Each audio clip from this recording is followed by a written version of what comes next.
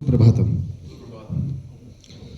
वक्रतुंड महाकाय कोटिसूर्य समप्रभ निर्विघ्नं कुरु मे देव सर्वकार्येषु सर्वदा। सर्वप्रथम गुरु और गणपति को प्रणाम करते हुए जहाँ हम दिन की शुरुआत करते हैं वहीं आज हम ईश्वर को साक्षी मानकर हमारे कार्य से लेकर घर में सभी समृद्धि के लिए ईश्वर को अपने इष्ट आराध्यों का आराधना करते हैं। वैसे तो सभी को दिखाने के लिए कुछ ना कुछ प्रोडक्ट रहता है, लेकिन हमारा जो प्रोडक्ट है यानी जो ईश्वरीय शक्ति है वो अदृश्य है, दिखती नहीं। लेकिन आगे फिर भी हमें जैसे ये वेश धारण किया है ना, तो उसके लिए हमें कहीं ऐसे निर्णय लेने पड़ते हैं, ऐसी कहीं साधनाएं हैं जिनको पूरित करने के बाद में हम इस लेवल पे आते हैं। जैसे काम, क्रोध, मद, लोभ। काम, क्रोध, मद और लोभ।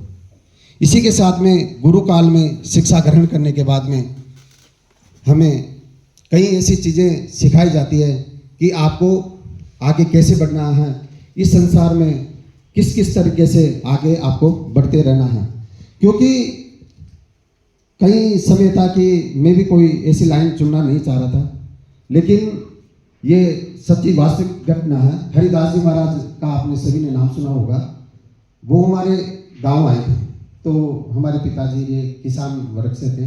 वो महाराज की खूब सेवा करते थे, तो उन्होंने एक रामायण की पोथी उनको दी और साथ में कहा कि आपके एक संतान होगी जो शायद काफ़ी नाम यश कमाएगी। तो मेरा शुरू में कोई ऐसा मानस था कि मैं इस फील्ड में आऊँगा, लेकिन ईश्वरीय ऐसी कृपा हो कि कुछ संतों का मार्गदर्शन हुआ और मैंने ये लाइन चुनी। तो इसी लाइन में आज मेरा नाम आप सब जान ही रहे हैं, विष्णु सांडिल्य मुझे कहते हैं। और साथ में मैं ज्योतिष, वास्तु, अनुष्ठान और विशेष आध्यात्मिक जो हम सेवा कर सकते हैं, अपने लिए नहीं, इस सनातन के लिए जो हम सेवा करें उसके लिए मैं कार्य कर रहा हूँ। हालांकि उस मंजिल पे भी मैं पहुँचा नहीं हूँ, लेकिन प्रयासरत हूँ और आप सबका सहयोग रहेगा तो शायद मैं वो मंजिल भी पाऊँगा आगे। ज्योतिष एक बहुत बड़ा विज्ञान है और जो आज से ही नहीं, आध्यात्मिक सनातन काल से चला आ रहा है। तो ज्योतिष क्या है, एक नेत्र बताया गया, चक्षु बताया गया, जो में अच्छा भी दिखाता और बुरा भी दिखाता। तो हालांकि सब अपने अपने अनुसार कार्य करते हैं, लेकिन हम ज्योतिष के अनुसार यानी मार्गदर्शन के अनुसार हम अगर किसी फील्ड में आगे बढ़ते हैं तो जो मंजिल आपको हो सकता 5 साल में मिले या साल भर में मिले, तो मार्गदर्शन से वो जो समय है वो आप कम समय में आप हासिल कर सकते हैं। और सबसे बड़ा आज दिक्कत ये आ रही है कि कई बार हमें फील्ड चुनने को नहीं मिलते हैं। बच्चों को हम कौन सी शिक्षा दें, पढ़ाते हैं सभी, लेकिन अगर बाकी बच्चों की शुरू से हम कुंडली दिखा के उनको उसी के अनुसार हम शिक्षा प्रदान करें, उसके अनुसार उसी फील्ड में भेजें, तो निश्चित जो उनका लक्ष्य है वो आपको कम समय में और एक अच्छे पॉजिटिव रिजल्ट के साथ में आपको मिलेगा।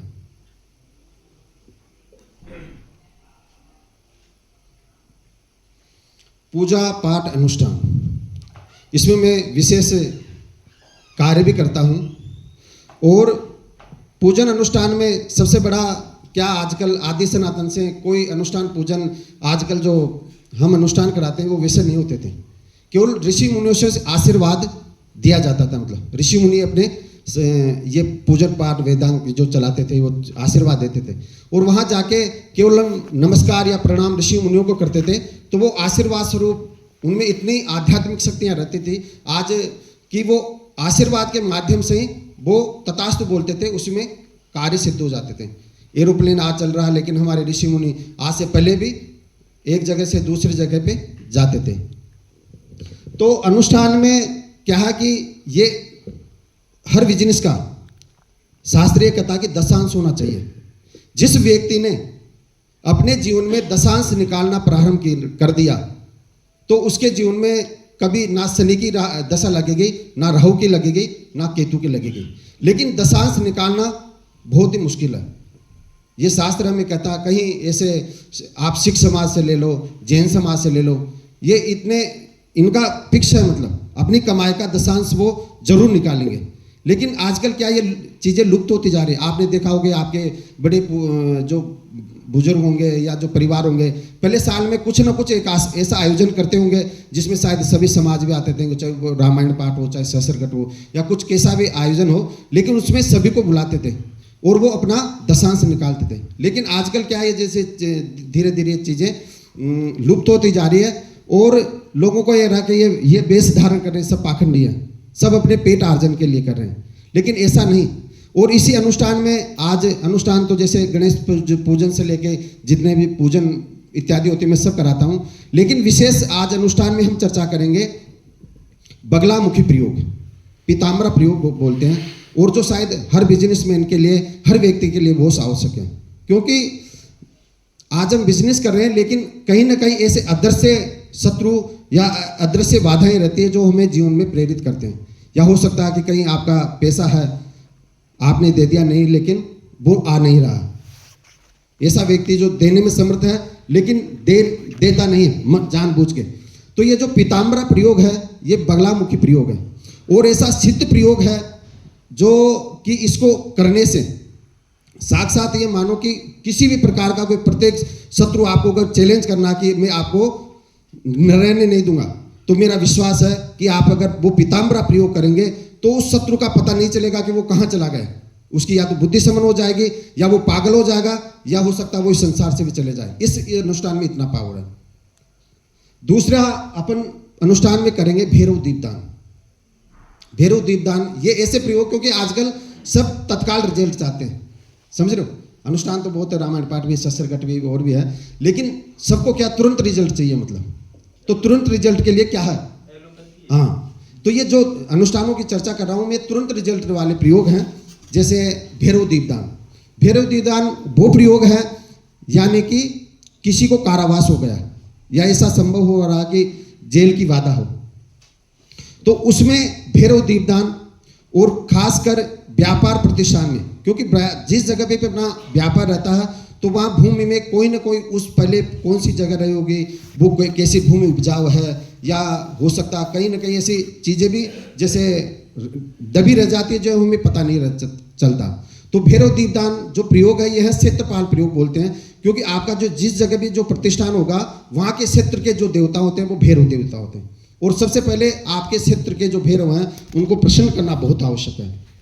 तो भैरव दीपदान भी हमें जीवन में अपने प्रतिष्ठान पे एक बार जरूर करना चाहिए, और उस प्रयोग के करने से आपको क्या अनुभूति होगी वो आप खुद करने के बाद, यहाँ शायद कई ऐसे व्यक्ति होंगे जिनके मैं किया भी हूँ और वो बताएंगे भी। आगे हम चर्चा करते हैं। इसी में एक विषय और रह गया, आजकल गृहस्थ जीवन में बड़ी समस्या चल रही है पति पत्नी के मध्य, हालांकि सभी के रहती है, लेकिन आज से शायद 10 साल पहले जो आज की मैं समस्या देख रहा हूँ ना वो थी नहीं जैसे। और आजकल जो समस्या आ रही है ऐसी आ रही है कि संबंध लंबे समय पर नहीं चल पा रहे। तो इसमें यही है कि हम जहाँ तक है अपनी कुंडली के अनुसार और ज्योतिष के अनुसार, अच्छा टाइम हो गया।